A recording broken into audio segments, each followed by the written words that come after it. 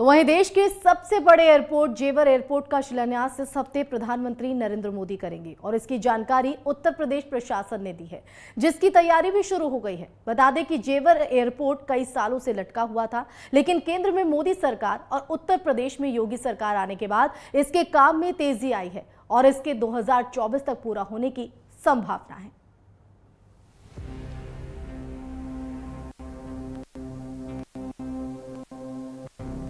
Noida airport के शिलान्यास से पहले इसे विकसित करने वाली company Yamuna international airport private limited को जमीन ट्रांसफर और निर्माण करने के सारे लाइसेंस जारी करने की प्रक्रिया अब पूरी हो गई है।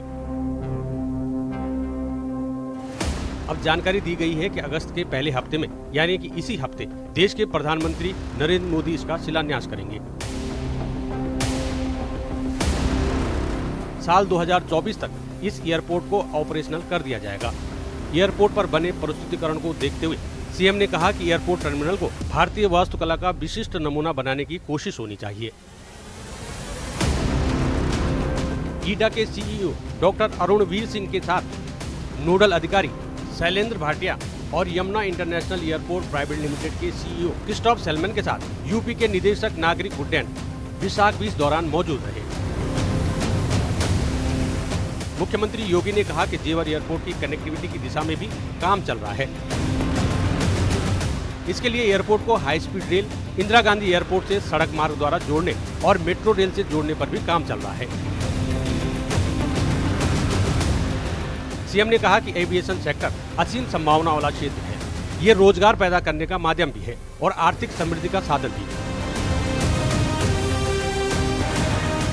जेवर एयरपोर्ट बनने से प्रदेश में इंडस्ट्रियल डेवलपमेंट होगा और रोजगार एवं निवेश के अवसर बढ़ेंगे। मैन्युफैक्चरिंग और एयरपोर्ट को प्रोत्साहन मिलने के साथ साथ हवाई यातायात बेहतर होगा। दरअसल दिल्ली, एनसीआर के और पश्चिम उत्तर प्रदेश के लोगों की नोएडा में एयरपोर्ट को लेकर काफी सालों से मांग थी, लेकिन उत्तर प्रदेश में सरकारें आई और गई, लेकिन नोएडा में एयरपोर्ट को लेकर धरातल पर कुछ काम नहीं हुआ। नोएडा के जेवर में देश के सबसे बड़े इंटरनेशनल एयरपोर्ट पर सच में काम तब शुरू हुआ जब राज्य में योगी सरकार आई। आपको बता दें कि जेवर एयरपोर्ट भारत की एविएशन इंडस्ट्री में गेम चेंजर है। एयरपोर्ट से संबंधित अधिकारी पहले ही कह चुके हैं कि नोएडा इंटरनेशनल एयरपोर्ट पर कुल 8 रनवे होंगे। ये देश का सबसे बड़ा एयरपोर्ट होगा। इसके साथ ही एयरपोर्ट की शुरुआत 2 रनवे से होगी। इसके बाद जरूरत के हिसाब से यात्रियों की संख्या में जेवर एयरपोर्ट पर रनवे की संख्या बढ़ाई जाएगी। बताया जा रहा है कि शुरुआत में 1 करोड़ 20 लाख सालाना यात्री जेवर एयरपोर्ट से हवाई सेवाओं का उपयोग करेंगे। ये एयरपोर्ट न केवल हवाई सफर प्रदान करेगा, बल्कि इसके आसपास विकास की रफ्तार भी तेज होगी। इस एयरपोर्ट के नजदीक एरो सिटी विकसित करने की योजना है। इसमें multiplex, mall, pub, convention centre और मंडी सुविधाएं मुहैया होंगी।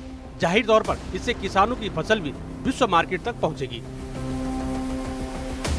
इससे सिर्फ पश्चिमी उत्तर प्रदेश के जिलों के लोग ही नहीं, बल्कि हरियाणा के फरीदाबाद और गुरुग्राम समेत कई जिलों के लोगों को फायदा होगा।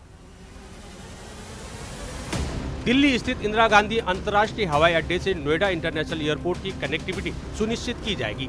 इसके तहत एलिवेटेड रोड से दोनों एयरपोर्ट को जोड़ा जाएगा। एयरपोर्ट की बिड तैयार करने वाली agency price water house Cooper की माने तो पश्चिम उत्तर प्रदेश, दिल्ली एनसीआर समेत उत्तराखंड, हरियाणा, राजस्थान से एयरपोर्ट को यात्री मिलेंगे। दिल्ली के इंदिरा गांधी अंतर्राष्ट्रीय हवाई अड्डे और गाजियाबाद के हिंडन हवाई अड्डे के बाद ये दिल्ली एनसीआर में तीसरा हवाई अड्डा होगा। इससे जुड़े अधिकारियों के अनुसार हवाई अड्डे के पहले चरण में 4588 करोड़ रुपए खर्च होंगे और इसके साल 2024 तक पूरा होने की उम्मीद है। सीएम ने कोरोना महामारी के बीच भी जेवर एयरपोर्ट का कार्य समयबद्ध ढंग से आगे बढ़ने पर खुशी जाहिर की है। उन्होंने कहा कि बहुत जल्द उत्तर प्रदेश में 5 अंतर्राष्ट्रीय एयरपोर्ट होंगे। कुशीनगर में इंटरनेशनल एयरपोर्ट का काम लगभग पूरा हो चुका है और कभी भी हम इस एयरपोर्ट को इंटरनेशनल फ्लाइट के लिए शुरू कर सकते हैं। Bureau report, network 10।